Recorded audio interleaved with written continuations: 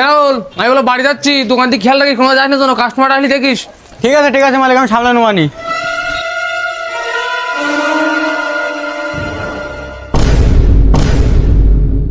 রাহুল, এদিকে আয়।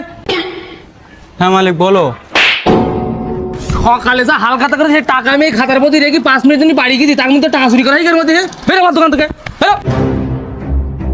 মালিক তুমি আমার কথাটা একবার শোনো। তোর কোনো কথা আমি শুনতে চাইনি, তোর জন্য আমার দোকানের সামনে দ্বিতীয় কোনোদিন না দেখি, যা এখান থেকে বেরো। এদা সকালবেলা বলে তোর খাতাতে আমি 500 টাকা নিলাম, আমার বিরাট দরকার ছিল তাই। তা তুই তো দোকানে ছিলি না, তা তোর সাথে বলতে আসলাম, খোঁজ টোজ করিস কিনা?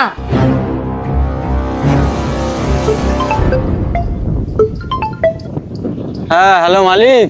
রাহুল, তুই আমার ক্ষমা করে দিস ভাই, আমি তোর সাথে বিশাল বড় একটা অন্যায় করে ফেলেছি। আসলে তো তোমার কোনো